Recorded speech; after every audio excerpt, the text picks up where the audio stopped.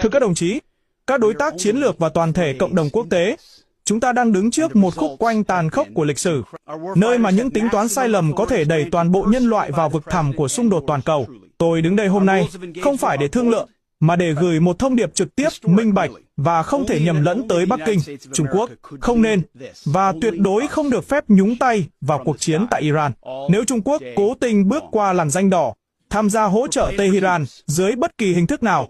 dù là cung cấp linh kiện điện tử cho các dòng UAV sát thủ, hay gián tiếp can thiệp qua các hạ tầng không gian dân sự, thì Trung Quốc sẽ phải lãnh chịu những hậu quả nặng nề, vượt xa mọi kịch bản mà các ông có thể tưởng tượng được. Washington sẽ không bao giờ đứng yên nhìn các thực thể Trung Quốc nhân danh thương mại để can dự sâu vào môi trường thông tin chiến tranh, trực tiếp làm tổn hại đến an ninh và tính mạng của binh sĩ chúng tôi tại Trung Đông. Hãy nhìn thẳng vào thực tế, khi công ty Misa Vision của các ông công bố những hình ảnh vệ tinh nhằm mục đích bóp méo sự thật chiến trường và phơi bày tài sản quân sự của chúng tôi. Các ông đã tự mình xé nát tấm màn ngăn cách giữa dân sự và quân sự. Đừng thử thách lòng kiên nhẫn của Hoa Kỳ một khi các vệ tinh hay tài sản thương mại của các ông được sử dụng như công cụ tình báo cho đối phương. Chúng tôi sẽ chính thức coi đó là các mục tiêu quân sự hợp pháp và sẵn sàng vô hiệu hóa chúng ngay tức khắc bằng mọi biện pháp, từ vũ khí chống vệ tinh Assad đến tác chiến điện tử hủy diệt. Chúng tôi biết rất rõ những gì đang diễn ra trong bóng tối, sự trỗi dậy của cái gọi là tam giác lợi ích giữa Nga, Trung Quốc và Iran chỉ càng làm quyết tâm của chúng tôi thêm sắt đá. Đây không còn là một lời cảnh báo bóng gió trên bản ngoại giao. Đây là thực tế tàn khốc của chiến trường. Đã đến lúc Bắc Kinh phải đưa ra lựa chọn, rút lại những cánh tay đang nối dài cuộc chiến hoặc chuẩn bị đối mặt với một sức mạnh quân sự mà các ông chưa từng phải đối đầu trong lịch sử hiện đại. Sự kiềm chế của chúng tôi có giới hạn, và giới hạn đó đã ở ngay trước mắt các ông.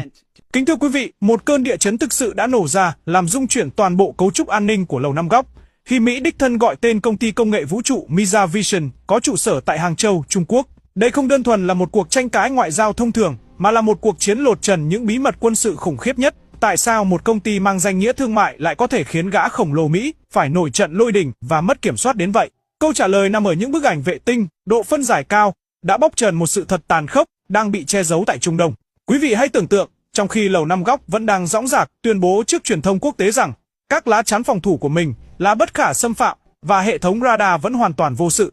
thì Misa Vision đã tung ra một đòn chí mạng. Những tấm ảnh vệ tinh sắc nét từ không gian đã chỉ thẳng vào tọa độ của hệ thống radar An Duyệt T-32, bộ não và là con mắt thần của mạng lưới phòng thủ tên lửa thay tối tân nhất. Hiện trường cho thấy một cảnh tượng kinh hoàng, những vết cháy đen kịt, hạ tầng bị xé toạc và những hư hại rõ ràng không thể chối cãi. Đó chính là dấu vết để lại sau đòn tấn công chính xác của những chiếc UAV cảm tự Shahed 136 từ Iran. Những thiết bị bay giá rẻ đã trực tiếp xuyên thủng một hệ thống trị giá hàng tỷ USD. Đây không chỉ là một thiệt hại về khí tài, mà là một cú tát trực diện vào danh dự và uy tín của quân đội Mỹ trước mắt các đối thủ và đồng minh. Misa Vision không chỉ chụp ảnh, họ đã lột bỏ lớp mặt nạ tự tin của Washington, phơi bày những lỗ hổng chết người mà Mỹ đang cố gắng che giấu dưới bóng tối. Chỉ trong vòng vài giờ đồng hồ, những bức ảnh này đã lan truyền như một loại virus trên các nền tảng mạng xã hội và cộng đồng tình báo mồn mở OSINT, trở thành chủ đề tranh luận nảy lửa của giới quan sát quân sự toàn cầu. Lần đầu tiên trong lịch sử, một công ty tư nhân Trung Quốc đã sử dụng quyền lực của dữ liệu không gian để làm suy yếu những tuyên bố chính thức của một siêu cường. Lầu Năm Góc không chỉ đau vì mất đi một trạm radar cảnh giới tầm xa, có khả năng theo dõi tên lửa từ hàng ngàn km, mà họ còn đau đớn hơn khi hiểu rằng từ nay về sau, mọi bước đi quân sự của họ đều đang bị những đôi mắt lạ từ quỹ đạo theo dõi từng ly từng tí. Sự thực về việc hệ thống radar bị mù ngay tại chiến trường nóng bỏng nhất đã đẩy Mỹ vào một thế bí chưa từng có, buộc họ phải đưa ra những lời đe dọa quân sự cực đoan nhất để cứu vãn chút uy thế còn sót lại. Thưa quý vị, Washington vừa đặt một mồi lửa vào kho thuốc súng không gian khi vạch ra một làn ranh đỏ chưa từng có trong lịch sử quân sự hiện đại. Lời tuyên bố của Bộ trưởng Quốc phòng Mỹ không chỉ là một lời đe dọa ngoại giao, đó là phát súng mở màn cho một kỷ nguyên chiến tranh mới, nơi bầu trời không còn là giới hạn mà là một mặt trận thực thụ. Việc Mỹ công khai tuyên bố coi các vệ tinh thương mại của Trung Quốc là mục tiêu quân sự hợp pháp đã chính thức xé nát những quy ước ngầm bấy lâu nay về việc bảo vệ hạ tầng dân sự trong xung đột. Đây là một bước leo thang đáng kinh hoàng. Washington đang phát đi thông điệp rằng ranh giới giữa một công ty công nghệ và một đơn vị tình báo quân sự đã hoàn toàn bị xóa nhòa trong mắt Lầu Năm Góc. Mỹ đã sẵn sàng kích hoạt các phương án tàn khốc nhất